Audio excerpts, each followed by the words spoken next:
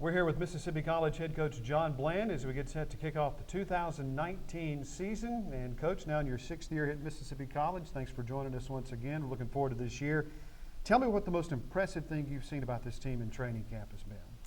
Well, you know, it's been really hot out there in practice. And I tell you that for them to just continue to work hard, continue to push each other and get better every day. You know, we're not exactly where we want to be. I think we'll take a few games and we've done some live work, but not as much as you'll see in a ball game. So we'll see them improve, I know, after this first ball game. But I've seen them improve a little bit each and every day, and that's really hard to do when I know as a coach it's been tough.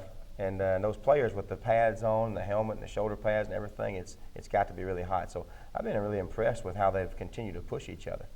Let's talk about this team kind of unit by unit. You've got some experience and depth at quarterback and at running back, the guys who are going to handle the ball the most. And I heard word that your quarterback, Dietrich Hawthorne, looks a lot more comfortable in the system this year. Talk a little bit about the experience and the guys you've got coming back. Well, Coach Larndine brought this offense in. It's not something that's unknown to everybody, but it is not used an awful lot across the country. So it's something that a lot of young quarterbacks, well, even junior college transfers, they don't come in with experience at this style of offense. So that was something that was a challenge last year. Dietrich was still able to make first team all conference because of his just God-given talent, and he caught on a little bit as the season went on, but he came in this spring and this fall, and we've seen him take a different approach. He's so much more comfortable, and we're way ahead of where we were as far as the whole offense. It takes the quarterback first, but he's not the only position that has improved. There's so many more that have improved, including the offensive line, our receivers, our running backs, our blocking on the perimeter.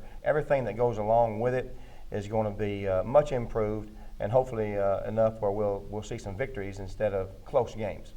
You've also got an addition to the running back position on this team in Jordan Wright, the former Pearl High School standout who has chosen to come play his final year of eligibility here at Mississippi College. Talk to us a little bit about what you've seen from him.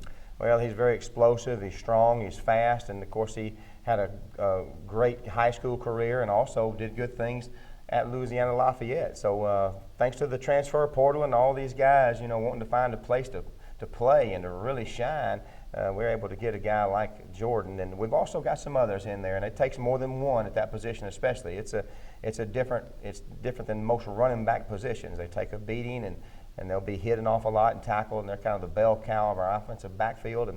And so we're expecting big things from him, though. We're excited what we've seen so far.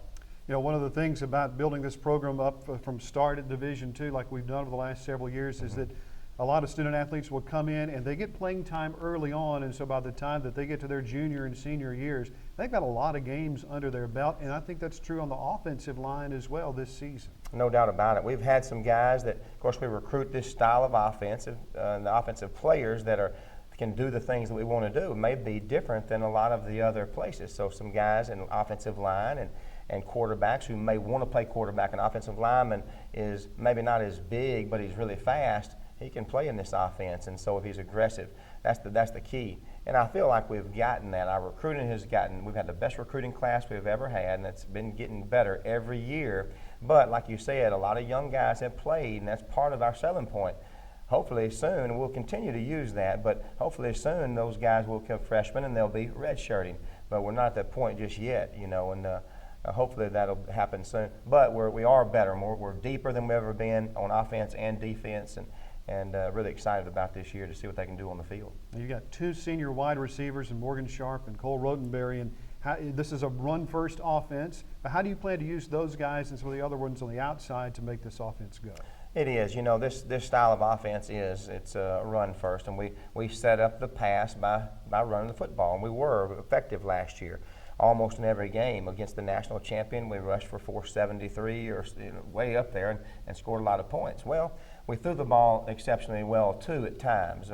We probably threw the ball, I want to say 19 to 20 times a game, which is maybe surprising, but it was a lot for an option team. So I think Dietrich and our quarterbacks that are behind him have the capabilities of throwing the football. So the key is in this style of offense, you're not seeing 2-on-1. You're not finding holes. You're finding one-on-one matchups, and maybe sometimes 0-on-1. Sometimes they're wide open, and we hit those guys for big, big plays. Because I run the game, the stronger it is, the more effective our passing game will be. So we've got a really fast kid in Cole Rotenberry. He's probably the fastest on the team, at least in the 40-yard dash he is. He is so quick. He can get behind anybody we play, and very, very good at that. And we've got some other guys that are taller and longer and can make good catches. I think they'll be really good for us, including Morgan Sharp as a senior. And we've got some young ones, too, that can really, really play. Tony Gilbert's come now as your defensive coordinator. What does he bring to this team? Well, Coach Gilbert I've known him for almost 25 years, and I've kept in touch with him. We're really good friends. And, that's one of the reasons I wanted him here, because I know what he brings to the table. I know what he brings, that team, that unity. It's not about him. It's not about the defense. It's not about the offense. It's not about special teams. It's all the team and how important that is. And he sells that. He promotes that. And he works them really, really hard. One of the good things I've seen from Coach Gilbert is this. He is individually, he coaches everybody, whether they're first string or third or fourth, it doesn't matter. He coaches them all, and he'll meet with them. He tries to get the best out of them. That is the toughest thing you can do in coaching. You can learn the plays, you can know what to do, you know your schemes. The toughest thing to do is to get the best out of each player, because when you have almost 130 or a little over 130 players, close to 140, how many of them on the field at one time? There's 11 at once. We travel 60 on conference games. And so that means a lot of kids aren't even making the trip. How to keep their morale up, you coach them, you love them, you treat them like they're a starter, and that's what he does. And I think that's what he does best. And the players love him for that. They respect him, and they're going to play hard for him. I know what we'll get out of it is a good product. Well, on the defensive side of the ball, the secondary this year has a real chance to be a real strength of this team. There's a lot of experience. 5 seniors going to start. And again, this unit gave up some yards last year, but they could be a real strength of this year's team. I believe so, too. And when you look at a secondary and you look at linebackers and defensive line all in separate groups, they're all important. The secondary can be really, really good. They can cover and they can tackle. They're going to lead the team in tackles, that kind of thing. Well, if the defensive line is not as good or maybe not as deep as we've been in years past, it affects the linebackers. It affects the secondary. So what we're trying to do this year, and we did a great job, our coaches came in and did a super job of recruiting. So we're deeper than we've ever been. Like I said, on offense, on defense too. Our defensive line is bigger and faster and stronger and deeper, so we've got more kids that can play. We're finding those guys who are capable of playing, not ones who are just filling a roster spot, and we don't have many of those, but we do have some that are maybe not ready to play in the Gulf South Conference. I think we got more players that are ready to compete at a high level and compete against teams like Valdosta State, and which is the national champion. So that's going to help our team, but it'll also help our linebackers, who are maybe a little more inexperienced, but we got some talent. Man, they can fly around and play. And our secondary, who is, we have a lot of veterans, but we also have some young guys that'll fill in some spots as well. So we're deeper in every position, but the depth and the experience is going to help us win ball games and have more production on the defensive side of the ball. You mentioned that transfer portal, which has kind of been a big talk in college football over the last couple of years.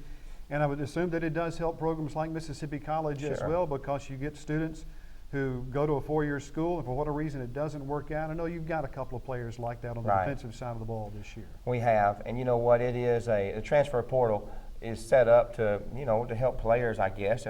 If they are not getting what they want, they maybe want a chance to play and want a chance to be a starter, they go somewhere else. And it's their right to do that now with the transfer portal. It allows the coaches at that university to release them, and they put them in the transfer portal and allow that to happen.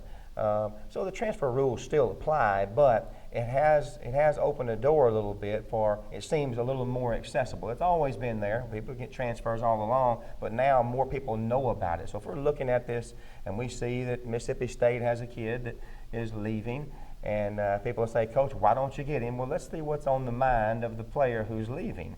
If you're leaving a program, you're usually, most of the time, you're wanting to go to maybe a level that's the same, like some of these guys, like the Alabama quarterback. He didn't drop down to Mississippi College at our level. He went to Oklahoma.